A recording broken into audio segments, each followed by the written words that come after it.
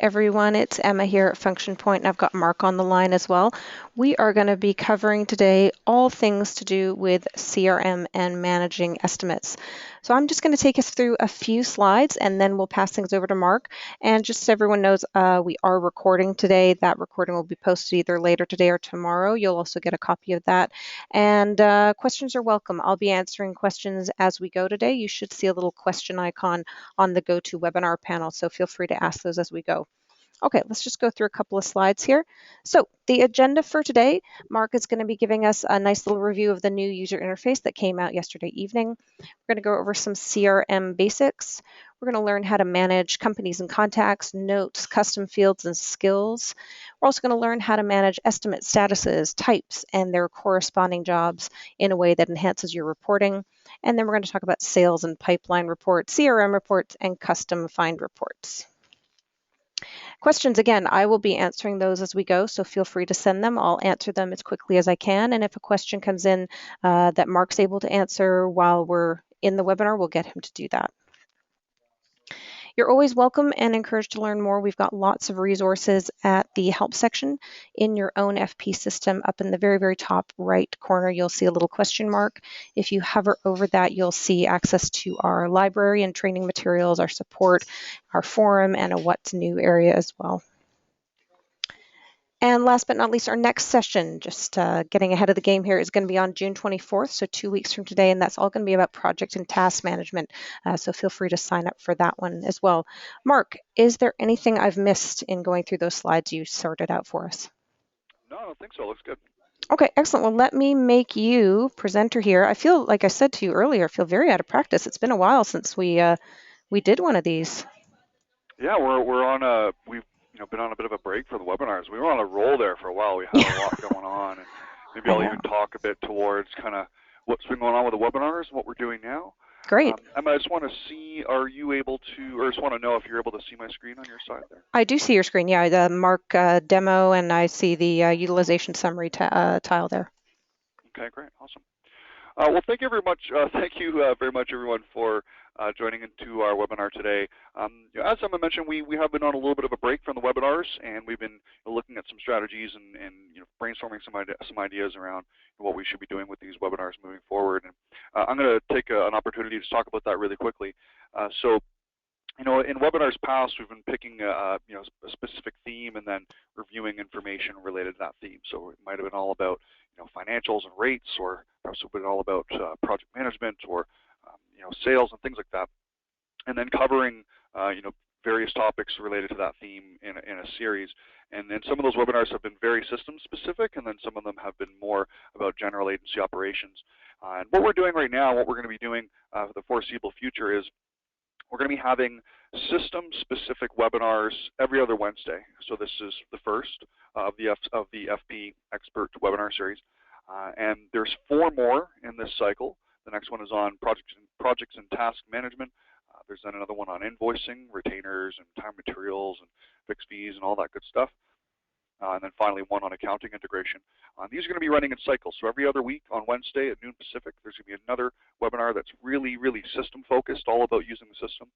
And then what we're going to be introducing a little bit later on, perhaps towards the end of the summer, maybe even a bit sooner than that, is a webinar series that's more focused on general agency operations, probably touch on some system-specific stuff as well, but really trying to leverage the expertise and the knowledge that we're able to soak up from all the agencies that we work with, and provide some best practices in managing some of the general agency operations challenges that we see day in and day out, so that we can help with and provide some guidance on.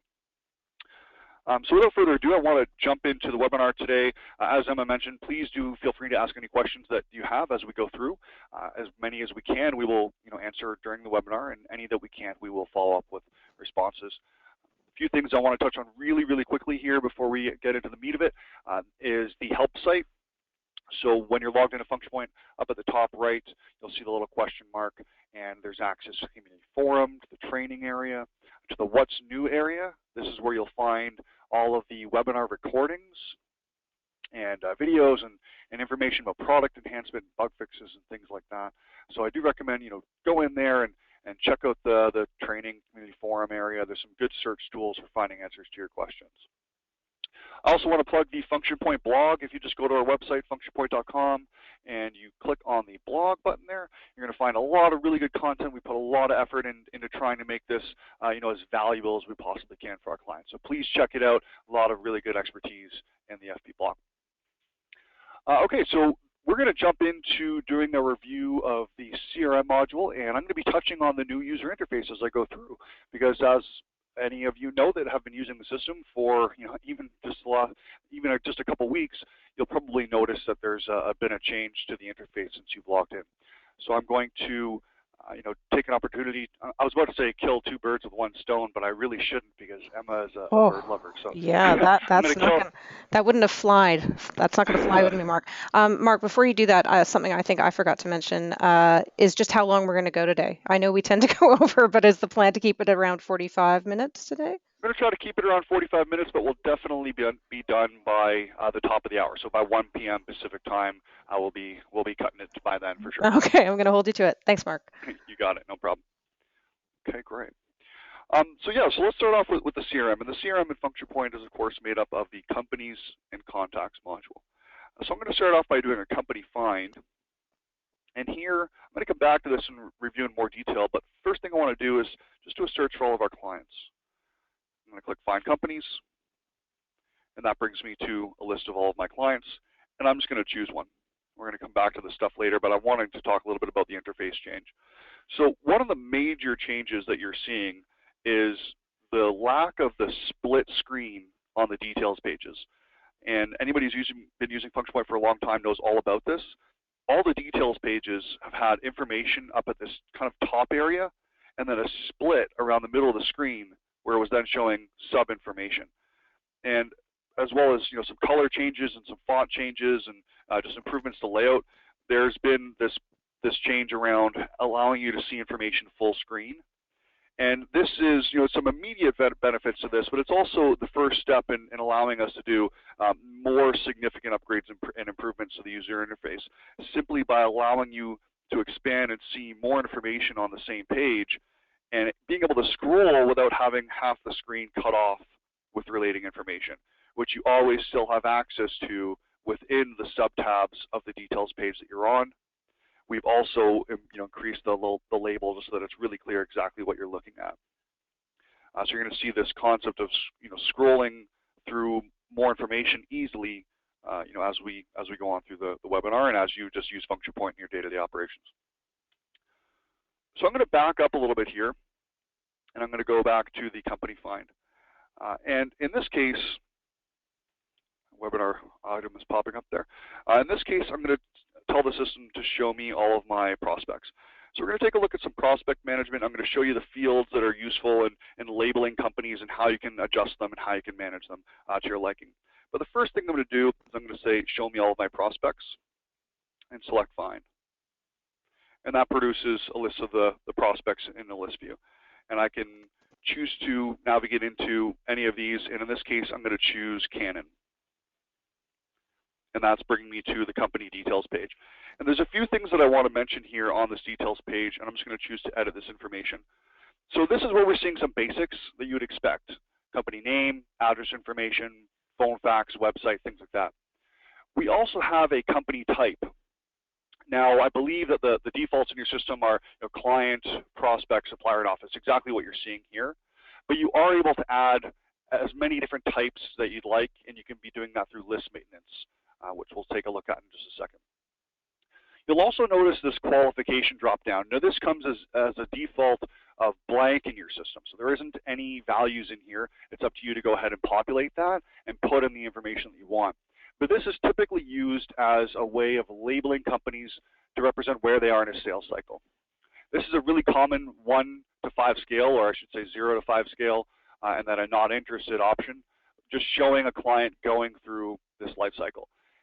And this might be too much for you. You might just want to have, never introduced, in negotiation, and client, 3 stages. We use Function Point to manage all of our new business operations and sales and pipeline management. And I think that we have about 6 or 7 that we use, and we're very strict about it. All of our staff know exactly what these are and use them quite a bit. There's also the source and industry type. and then also the option for custom fields.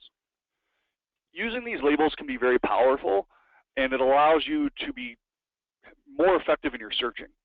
So for example, if I have an account executive, let's say Daniel, who's one of the account executives in this system here, and I just want to see what kind of prospects does he have on his plate? What stage are they in? Who are they? And just get a general idea, just what his overall prospect load is like.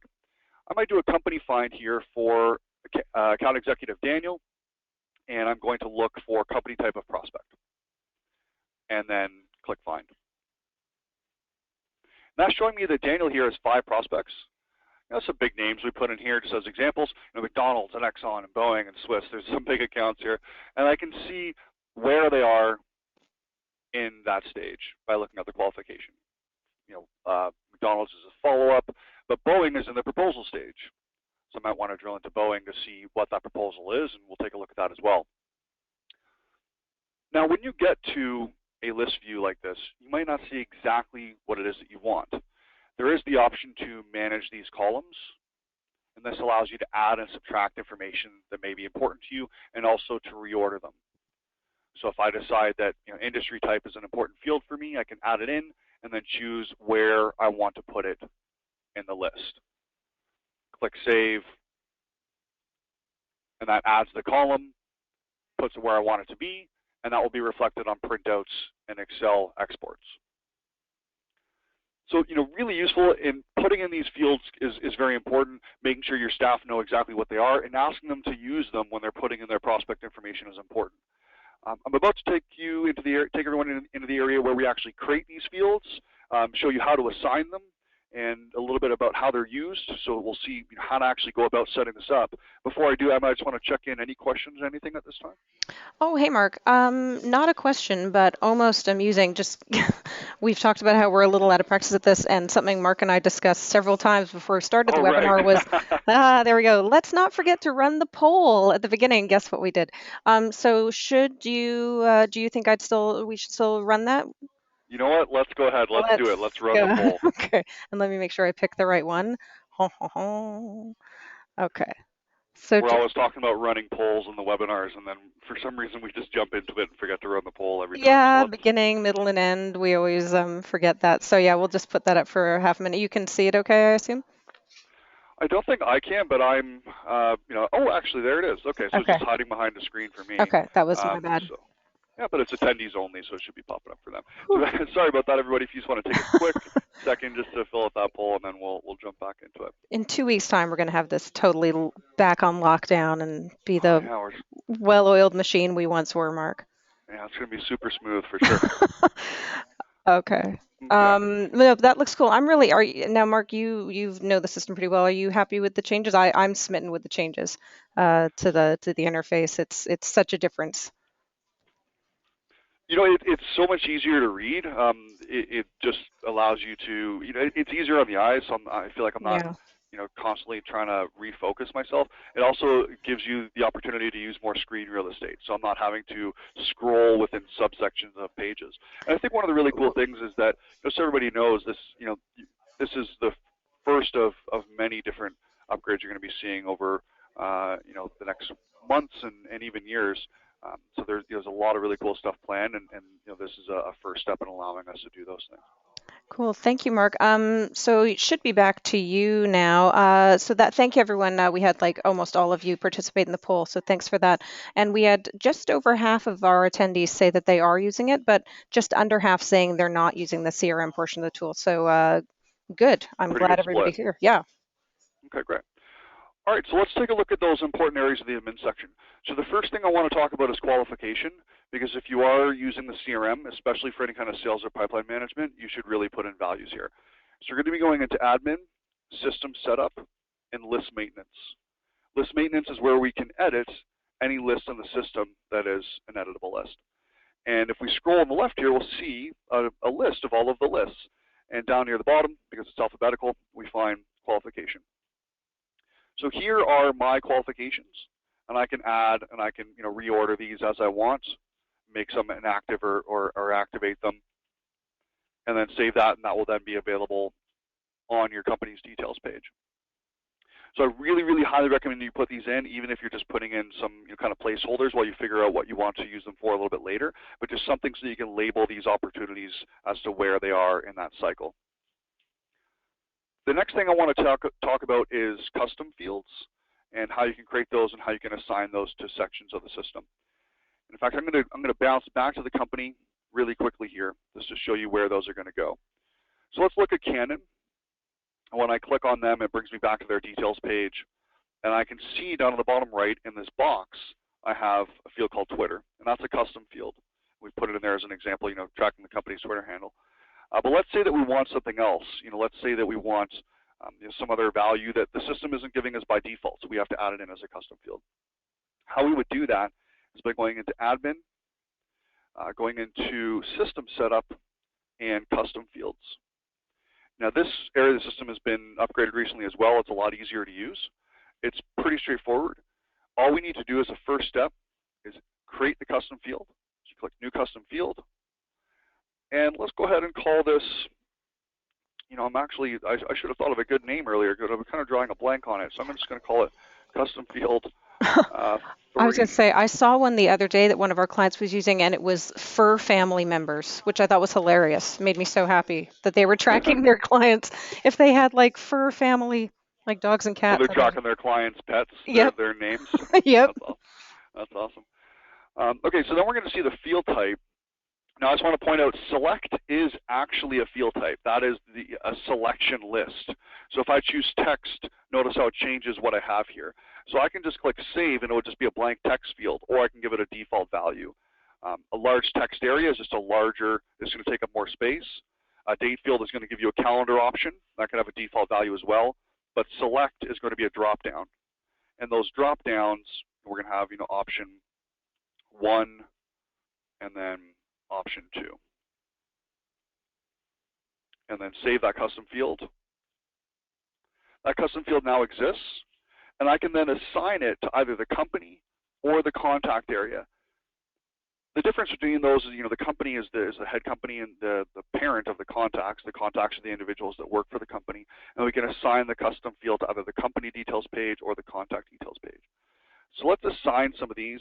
I have a date field, I have a drop-down field, and then let's save those, and we'll add, let's say this custom field 3 to the contact area as well. Save that. So now when we go back to the company details page, we're going to see these new custom fields. This is just a text area, this is a date field, and then we have a drop-down. So, if you're looking at information and related to companies, related to prospects or clients, and there's something that is important for you to track, but you're not seeing an option, standard field to do that with, then you'd want to put in these custom fields. And the great thing about them is that they are searchable, and therefore they are reportable. So if I were to go to a company find, I'm going to find those custom fields as searchable fields, which is really, really awesome. It improves your search capabilities a lot. We also added something to the contact as well, and I want to touch on the contact a little bit here. So every company you put in the system, whenever possible, you really should be trying to put in a contact. It's not required by the system, and you can go through an entire process with a company, adding an estimate and a job and an invoice and assigning tasks and all that stuff. You don't need a contact, but having the contact means that there is an email address for the company, and also allows you to do things like put in notes related to that contact, have different billing contacts.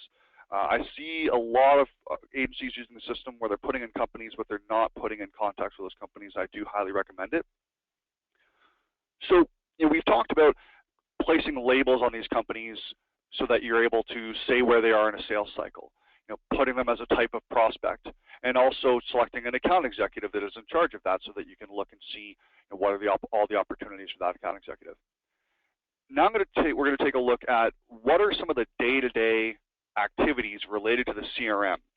So have this prospect, they are a prospect in the proposal stage, and I'm wanting to put in some information on an opportunity. I want to put in a note on a discussion that I had, set a reminder to follow up with them, and have that be available for any other account executives or perhaps my boss or the sales director to take a look at what I've been doing with this company. So what I recommend for that is to add a note. Now when I'm looking at the company's details page, I can choose to add a new note.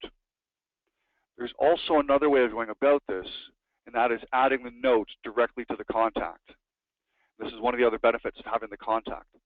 So I navigate to Canon, I look at my contacts, and I choose to add note for that contact. Now it does not matter how you get to this page, this add note page, whether you do it from a job, a contact, from your dashboard, from the company. The add note page is always identical. Nothing is ever different about it. The only difference is what information is filled in. So in this case, I chose to add a contact for Lisa Croft, and therefore the company and the contact I've both filled in. I can then load up a template, which you can create in the admin section really easily. But in this case, I'm just going to say, spoke with Lisa, contract reviewed. Ask me, call back, let's say tomorrow. So I'm just putting in some details on what's going on. Excuse my typos. And then there's a few different actions I can take. One is what we call pinning to the dashboard. So I can pin this note to the dashboard of other staff people. So let's say that I want another account executive, Leo, here to be made aware of this. So I can select him, and this is going to pin this note to his dashboard. I can also enter a follow-up date. So I need to follow up tomorrow, and I can even put a follow-up time. I can say by 1 p.m. And I usually just put in the date for myself. I can then choose to create a follow-up task that is going to show up on my dashboard. So it's pretty straightforward. I'm just adding a note with a title, a body, putting in my follow-up date, and choosing to make a task. Now when I click submit, this is adding the note to the company. We're now looking at the note details page. And at any time, I can look at this note and see whose dashboard did I pin this to, and have they read it or not. So that's really useful, just seeing if people have checked out what we've done. So this is a note, and if we look at the company's details page, we're going to see that note in the notes section, but we also had our follow-up task, and I can see that in the tasks area. So the note is like a repository for information. You might put in 10 notes, and only one of them actually turns into a task that has a due date and a follow-up date. Now the nice thing about this follow-up task is, one, if you have your alerts set up to do so, it can email you to notify you that we need to call back tomorrow when that task becomes due, but it will also show up on your dashboard. If I go to my account executive dashboard, then I can see in my tasks and to-dos area that if I look at my prospecting tasks, I have my spoke with Lisa, contract reviewed, asked me to call back tomorrow. So if I give Lisa a call back tomorrow, I might say, okay, well, this is completed, contract being signed, and then submit that. That task is then off my dashboard, but there's a record of it that stays forever against the company. So I'm able to see what that process was. What was the original note about? What is the task telling me to do? What is the comment on that task? What contact was it for? And all that information is housed within the company's details page. So 2 years from now, when we're still doing projects for Canon, I can go back and review the notes and see how we gained the business, who was our original contact, and all that information will be kept there. Emma, I just want to check in, see if there's any questions we should talk about at this time. Oh, hey, Mark. We are good so far. Something I did just want to point out that one of our attendees asked about. They were saying, hey, wait, we don't have an admin section. And that's something we maybe should mention. Is just that you may not in your own system see reports and or admin, and you may not see all of what's in admin if your user permissions don't have that open up for you.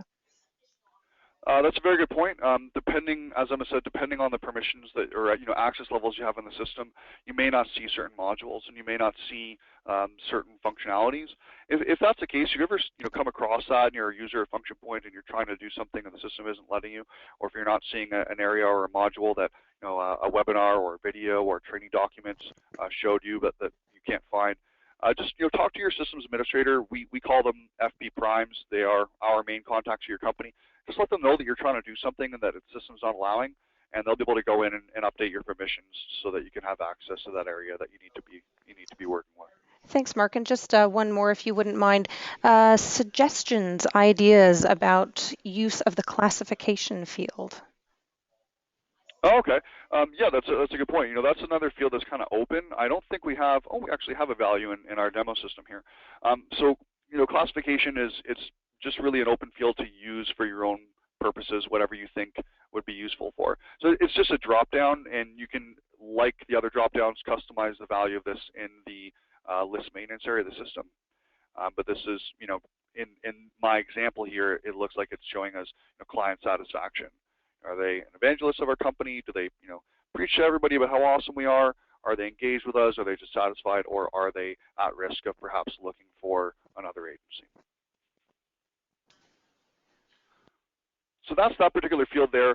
The next thing we're going to be taking a look at is the estimates module and how that relates back to the CRM and how you can then use that to look at pipeline reports, sales reports, see what is coming up, what the opportunities are, what their values are, how your account executives are doing, how many, what's the value of the opportunity by account executive and things like that, and how important the estimates module is to managing that.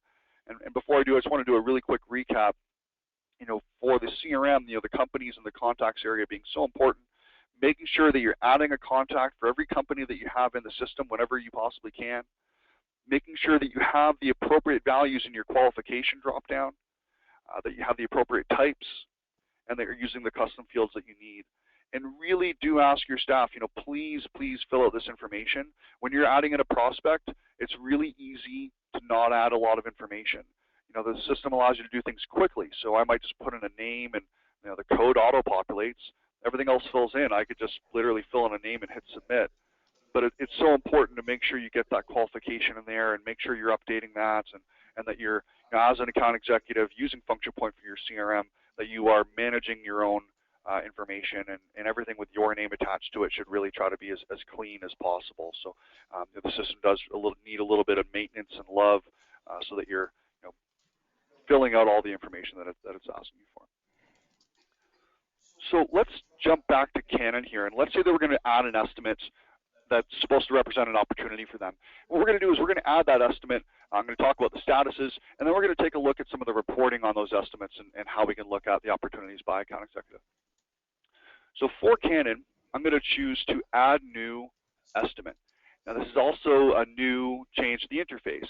Instead of all these buttons spreading all across, some being actions and some not, you are able to choose just add new and see all the different actions you can take. I'm going to choose to add a new estimate. And we're just going to put in some details here. So we're going to call this, in this case, new logo design for new SLR line. And we're just going to fill in some information, choose our type. This is a required field, so choose whatever is most appropriate. Logo and branding, company is Canon. Choose my contact. Notice it's not a required field. You can see that by the blue line, which is a new interface design. I really like it. I think it makes it a bit easier to understand, makes the page look a little bit nicer. But choose our contacts. This is another reason why it's really important to have one in there. Things like rate categories will typically fill in for you. If not, you can select the one that's appropriate. Delivery date. This would be the date that the deliverable would be due. If you want, this could also be the due date for when you expect the contract to be signed. This will become the job's due date. So if you're putting this in as the due date for when you expect the client to sign off on this, that's great. You just need to make sure you then update that to be the job's due date once it opens. The job's due date being when is the deliverable going to be done by. Let's put in the 15th of July. Category. This is how you intend to bill for this work. As an account executive, you might not know exactly how things are going to go down or how it's going to be billed. I think most probably would, or it may be up in the air at this point. But this is the default that your system will come with, and I do highly recommend that you choose one of these so that you know exactly how this is going to be billed should the work be approved. Work type is an open field that will be blank by default, and you can use this to place any kind of labels on the work that you want. It's typically higher, so what's the overall type of work, and in this case it's branding and design work. There's then a few fields that I want to touch on that I do recommend filling in when possible, and that is the close probability and the month close. The close probability is what is the probability of this being signed off on. In this case, we'll say it's 80%. I'm pretty confident about it, and I expect the client to sign off this month, in the month of June. We're going to see how that affects things in just a bit. I'm then going to choose some services. Now, let's say that as an account executive, at this stage, I don't really know how the work is going to be spread out. What the services and tasks are going to be worked on later. So I'm not really going to go ahead and build this out to a high level of detail, but I know a baseline of what needs to be done. I know there's going to be some research, some design, probably a bit of copywriting, and some client management. Maybe there'll be some expenses later. I might know those, I might not. In this case, we'll say I do know roughly what it's going to be for the photography that needs to be done, so we'll select that and choose to submit. When you are adding these estimates, you just want to try to make sure that you're filling in as much information on that initial page as possible so that you have good data in, because that's going to give you good reports out. On the actual services side, when we're putting in the value of the opportunity, if I have absolutely no idea how the work is going to be spread out, filling this in is as easy as just putting in a dollar amount to represent the overall opportunity at this stage. I might just know that this new logo design is going to be about $15,000. It's going to incorporate a few different things.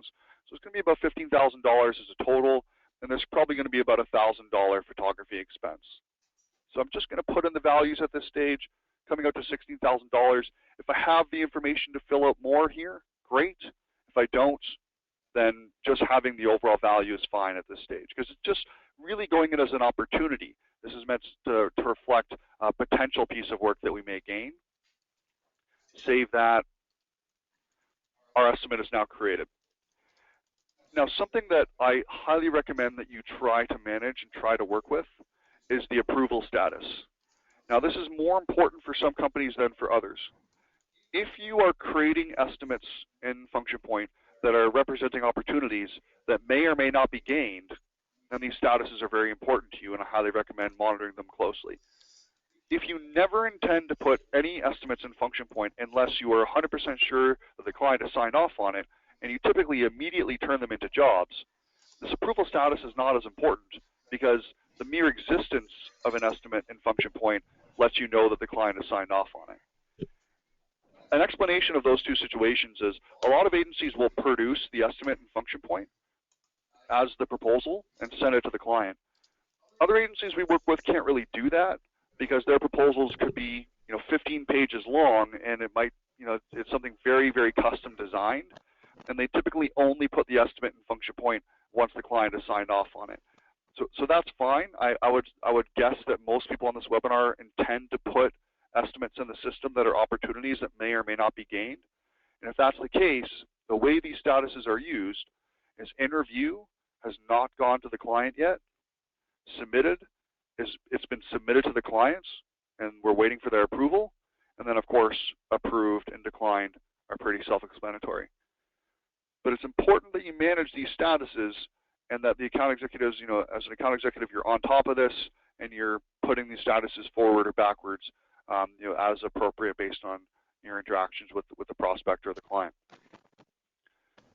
So this is now a submitted estimate for Canon.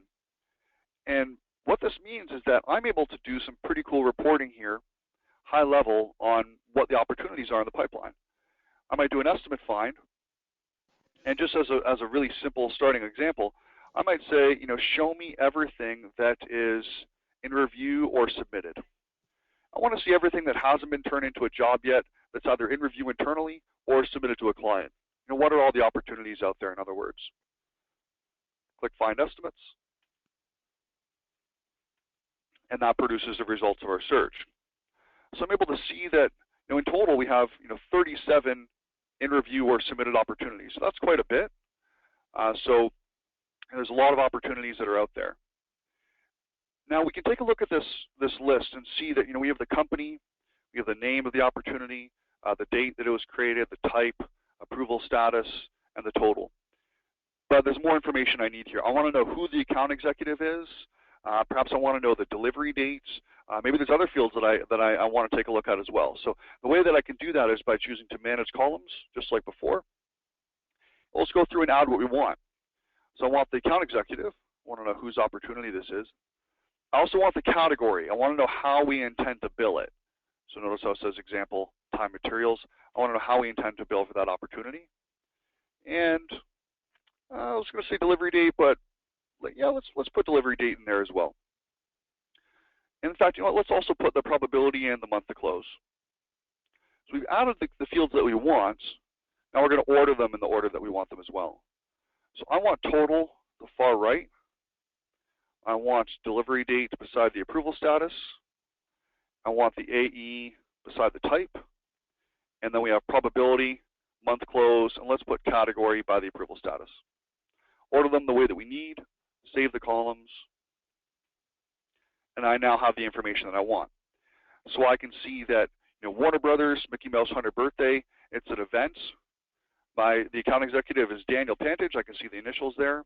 The due date is July 15th. It's currently in review. It's a fixed price job.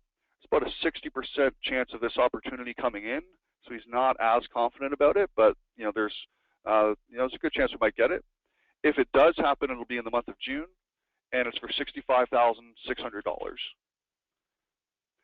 Now, if I wanted to, you know, sort this by any header, I can do so as well.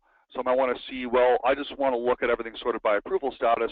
So here's all of my in review. So there's a lot in review internally, and then there's also a lot that are submitted to clients.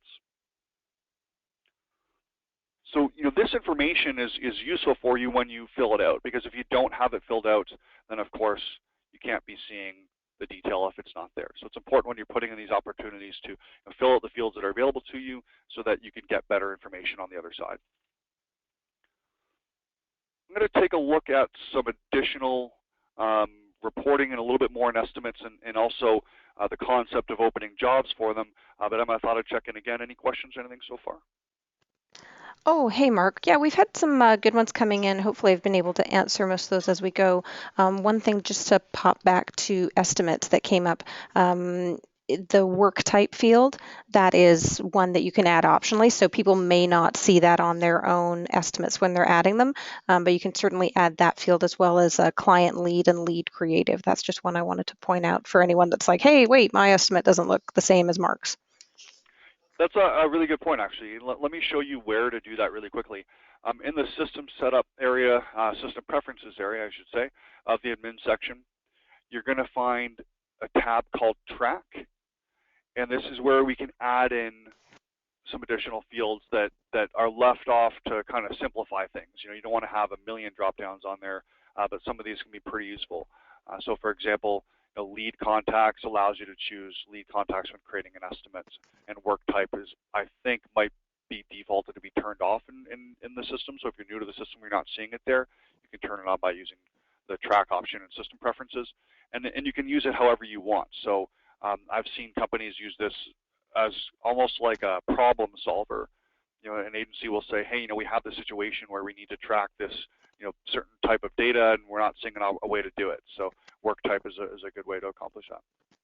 Excellent, Mark. And then just the other item I wanted to point out was in regards to estimate terms, that if anyone needed to add more terms, you can certainly create as many sets of terms as you like, and that's just back in list maintenance. Yeah, that's a very good point. So if we take a look at an estimate here, and we'll find the terms. So when we are editing it or when we're creating it, we can choose the terms from a drop-down. This is the name of the terms. The terms themselves could be, you know, several paragraphs long, and those terms are coming from, as Emma said, the list maintenance area of the system. So this is where I can find estimate terms, and notice I have a name of the term, so that's what will show up in the drop-down, and then these are the terms that will show up on the actual printout. So the next thing I want to touch on is the concept of opening up jobs for work that has not been approved yet. So, you know, we've taken a look at, you know, companies and contacts, giving them the appropriate labels so that we can find them easier and see where they are on the stage and who the account executive is. We've looked at putting in estimates to represent opportunities, the idea of tracking the approval status and how important that is, and also the concept of not really needing to break down the financials to a fine level of detail if you don't know what they are at that time. Just putting in the dollar amount to represent the total opportunity, and then you know, breaking that out into more detail later. But something that a lot of agencies do, and I do recommend, is the idea of opening up jobs for work that has not been approved yet and tracking the time that it takes to then gain that work or to win the pitch. So I'm looking at a job find page right now. I'm going to use the status of preliminary. Preliminary is a status that I've created, again, in list maintenance. So I've gone to list maintenance and created this status. And when I do a find here, I'm going to see all of these jobs that are in a preliminary state. So I have, for example, this Boeing 787 Facebook ad. It's an online ad. It's a preliminary job. The due date of the work, should it be approved, is the 12th of October, $15,660. We've put in $350 worth of work into this. Now, if I click on this job's name, it's going to bring me into the jobs details page. And I'm going to find that it's in a status of preliminary, and we have some time against this. So if I look at my financials, I'll probably see the time is in research. We've done 3.5 hours of research against this job. If I look at the estimate, I'm going to find the estimate in a status of, in this case, submitted. So that estimate has been submitted to the clients, but the job has been opened, and the job is in a status of preliminary.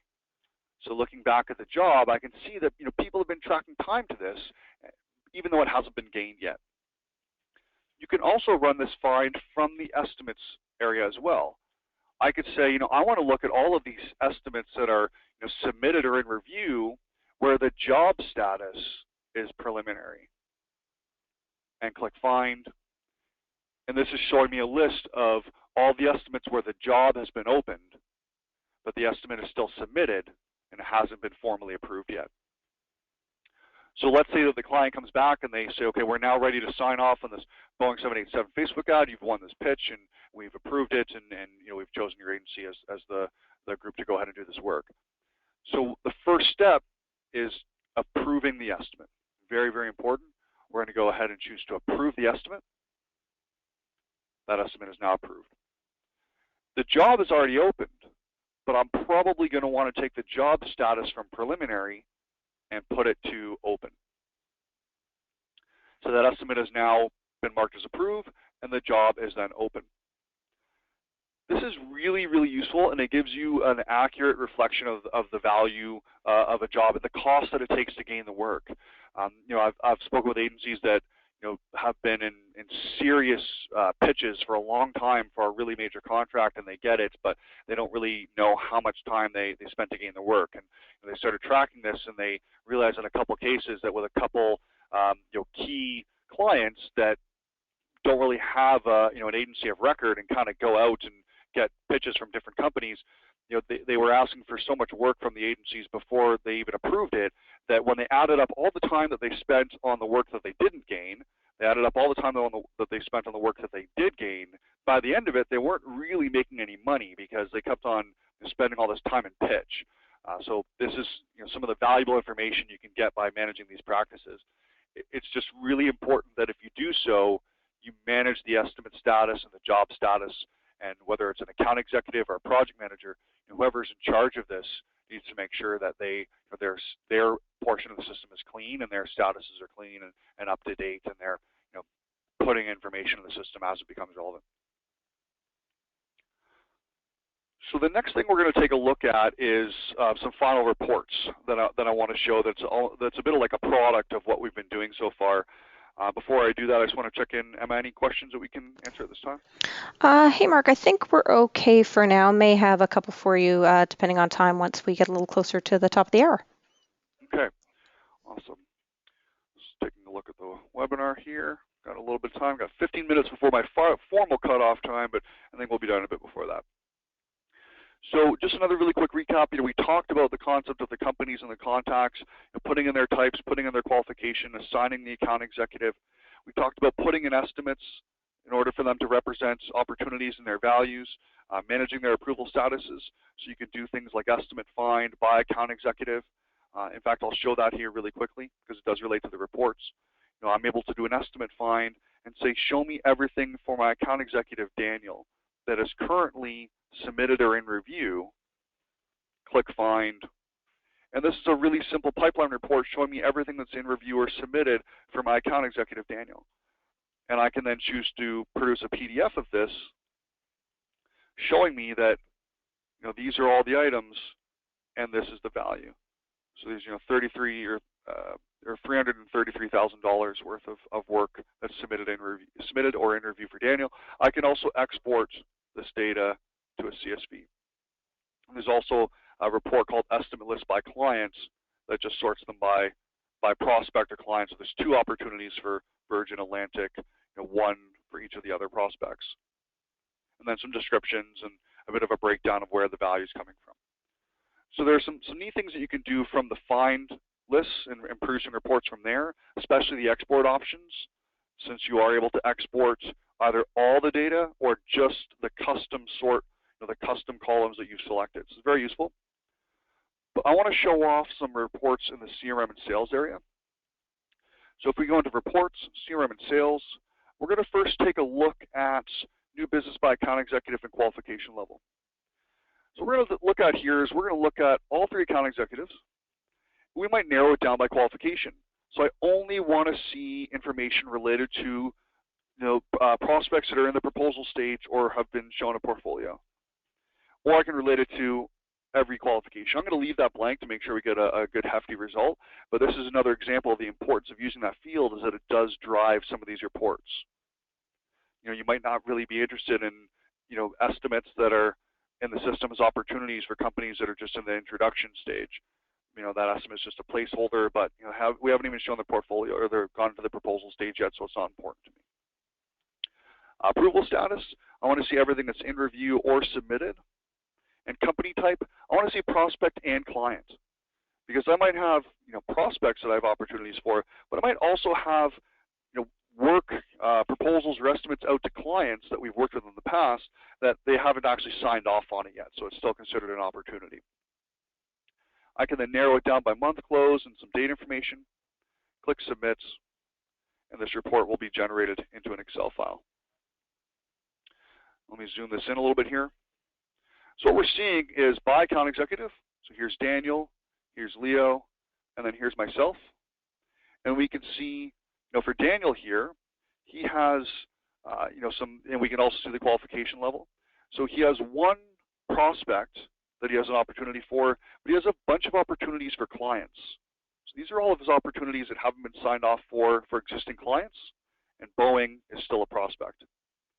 I can see where we gained the prospect from, what industry they're in. I can see the name of the opportunity, the work type, the type of estimate.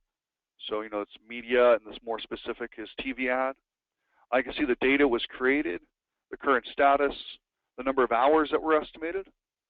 I can then see the dollar value by internal services, so our agency's time and any kind of internal expenses. I can then see the expense value of the work, so how much we plan to bill the client for outside work, the total value of the opportunity. I can then see a close probability that's been put in and an adjusted value based on that close probability. So we have $168,000 of opportunities for Daniel with an average of 72.18% to close, an adjusted value of $121,000. I can see the month that they're saying that they expect it to close in, and then also any kind of notes that have been put in that have been tagged as the current status. So this relates to the idea of putting in notes that is representation of where things are, and that will then feed into the report if it's labeled as a current status. So this is a very useful report for being able to see for each account executive what are all the opportunities in the pipeline, and this is a result of the work that they've put in. So if they're they're putting in their qualifications, they're putting in their estimates. It's pretty straightforward. It's not very labor intensive. You're adding estimates. You're choosing the type. You're putting in a dollar value, and you're submitting it, and then that can then be generated into this report. The other report on this page is by month close and probability, and this is in this case going to pull the same general information, but I can say I want to see everything that is going to be closing in the months of June, July, or August. So I only want to see opportunities that are going to close soon, that are in review and are submitted to prospects or clients by all 3 account executives. Submit that. And then we can see let me zoom this in here again as well, that we have 6 opportunities that might close in the month of June, 3 that might close in July, and 2 that might close in August. I can then see the type, the source, industry, the account executive, similar information, and with totals at the bottom by account executive. So these are really useful reports. As a sales director or as an agency owner, knowing that at any time you can go into the report section, run an opportunity by month close report and see what are my account executives are telling me is going to come in the month of June. And I have, in total, $95,000 worth of opportunities that they're saying are going to close in the month of June. The close probability of 83.83% coming out to 80,000 as an adjusted value.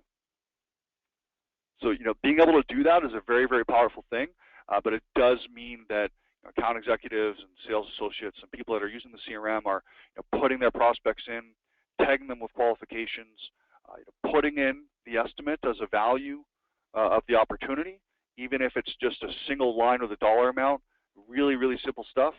And then you can then generate these reports in the report section and also through those custom find routines. And I find that, there's a couple last things I'll mention around just the struggles of sometimes getting your team to get on board with using these systems. If somebody has experience with the CRM system, they're probably going to find it pretty straightforward. It's easy to put in company information.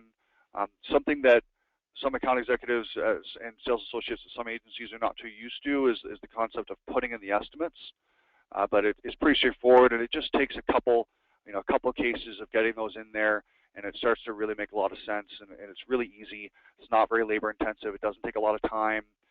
It's just a few clicks to get those opportunities in there, and then a little bit of management, kind of daily and weekly to make sure that you're updating statuses when it's appropriate.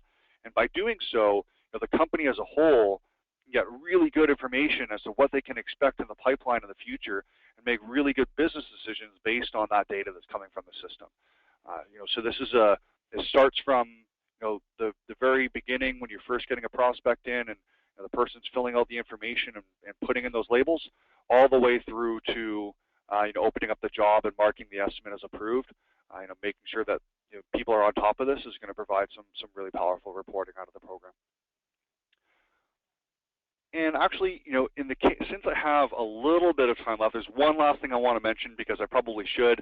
My dashboard is a little bit different than what a lot of new users are probably seeing, and that is because I've customized some of my dashboards.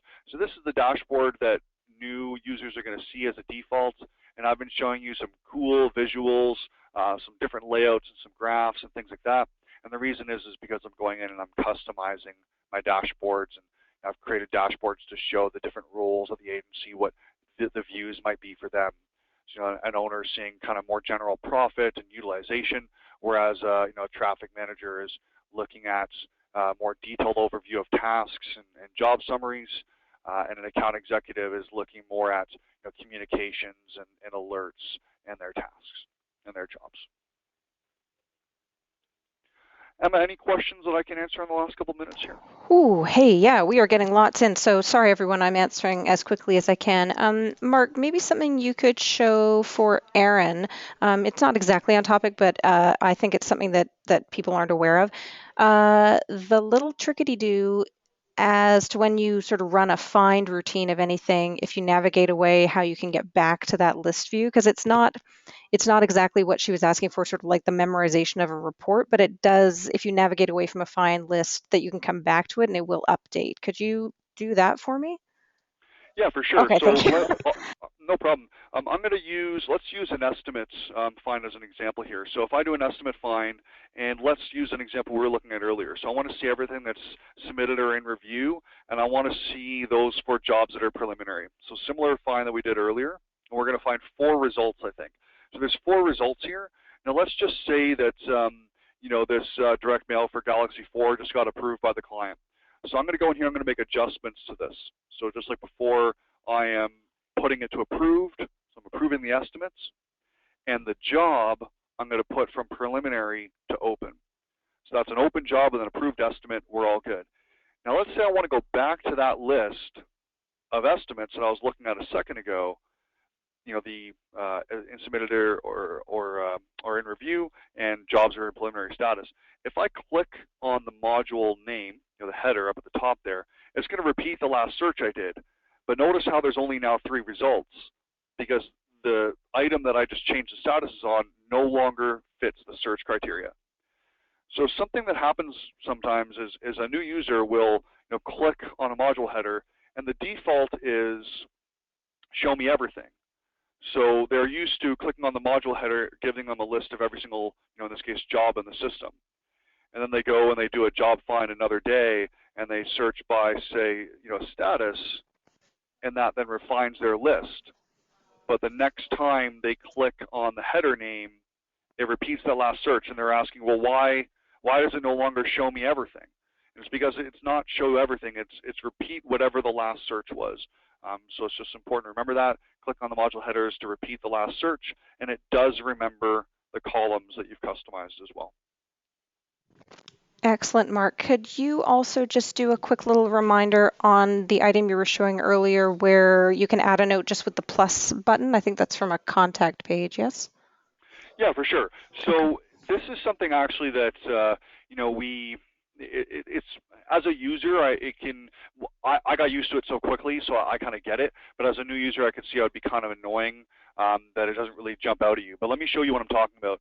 So if I'm looking at my company, Great Atlantic Insurance, I have a bunch of contacts here. I think 3 or 4. So there's 3 contacts here. Now, when I first click on the company, this is the landing page, the details page with their information on it. If I want to add a new note, I can click on Add New Note, and it's going to bring me to the Note Add page. And notice that, of course, Great Atlantic Insurance is filled in, as you would expect, because I clicked it from their details page. But notice that the Contact tab is not. The Contact field, I should say, is not. Now I can choose any contact there and relate this to Phil, and it'll fill in, no pun intended. And that's fine. However, if I'm looking at the company's details page, I can also choose to add a note directly to any of these contacts just by clicking the plus note button beside the contact name. So when I'm using Function Point, because we use it for everything that we do, and I'm in the system all day, I'm constantly looking at notes, and I want to see what the last couple things were that were put in here, so I understand what's going on with an agency. I land here, I look at the notes, and I see, okay, well, looks like Jason is a common person we speak with here.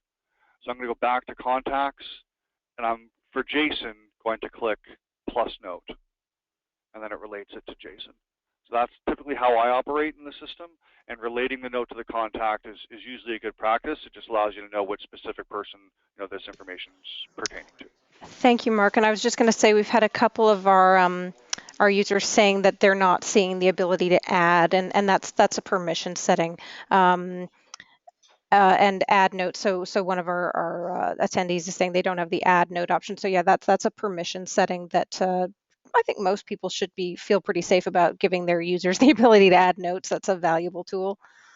Yeah, for sure. I'm thinking, I've been contemplating doing something about permissions, maybe just incorporating it into a webinar agenda, because I'm finding that a lot of agencies I'm working with are coming across troubles because they've put a lot of permission structures together that are kind of limiting, so that their staff are trying to do things and they can't figure out why, so they cause some confusion. And there's really just maybe 3 or 4 things that we recommend limiting around cost data and salary information and maybe rates depending on the situation, but other than that, there really shouldn't be much limitation. So that's something I'm going to try to address in the future, so that we don't have users coming across these troubles. Okay. Well, Mark, let's that's a great timing. Maybe we should, just before we lose people to getting to their next meetings, should we run our next poll here? Yeah, let's go ahead and run our final poll. Okay. Everybody, just want to ask you how useful, how valuable you felt this this webinar was. Please feel free to let us know what your honest opinion is. We're going to be modifying and changing and improving these webinars over the coming weeks and months. And so if you found it valuable, let us know. But if you didn't think it was that valuable, let us know as well, because we want to get better. We want to improve and make sure that we're providing value with these sessions. So Well, Mark, please be honest. speaking of improving, it was suggested that if you wanted to have perhaps a better NHL experience, you might want to start cheering for the Blackhawks as opposed to the Canucks. But I'm reluctant to share that with you. Well, I mean, I'm pretty sure the Blackhawks are down in the series. I think Tampa might be beating them 2-1 now, if I'm not mistaken. This is not my So. area of expertise, so I just wanted to pass along some, valuable feedback from one of our attendees, and we've I had a few other people already chiming in with "Go Hawks." So reject it. I reject it wholeheartedly. and a "Go Bolts," and Lightning up 2-1. Yes, that's been confirmed. Tampa's going to win that series. I'm calling it right now. Oh my goodness. Okay, well, thank you everyone for voting in that poll. So Mark, 2 weeks from today, same bat time, same bat channel, Same all bat time, about. same bat channel. All about project management and task management Oh, and managing tasks and oh. reporting on tasks and all that stuff. That's exciting stuff. And we've had some people chime in that they would love one on permission. So maybe for a future series, or if we, run out of things to talk about, which doesn't seem to happen too often, that we can check permissions into maybe one of the upcoming ones in the series. Maybe I can create a video or something, just kind of Okay. showing how to clean up permissions or something. Yeah, I think that we should probably find a way to address that. Well, we've got a few more questions that have come in, so I'm happy to stay answering those virtually here. But Mark, is there anything you want to add before we maybe shut down visually? No, I don't think so. I appreciate everyone's time today. We actually had a really big turnout for this webinar, so I was really, really happy about that. And just as I mentioned earlier, we're going to have every 2 weeks we're going to be having system-specific webinars, but there's also going to be some webinars coming in the not-too-distant future that is going to be more about general agency operations and how to overcome some challenges that a lot of agencies are facing. So look forward to getting into those webinar series as well. Excellent. Okay, so Marie, you had a question about permissions. I'm going to reach out to you via email. Any other questions? I'll stay on the line here for the next couple of minutes to answer those. But yeah, thanks everyone. And thank you, Mark, of course, as always. Thank you so much, Emma. I appreciate it. All right. Take care, everyone. Have a great day.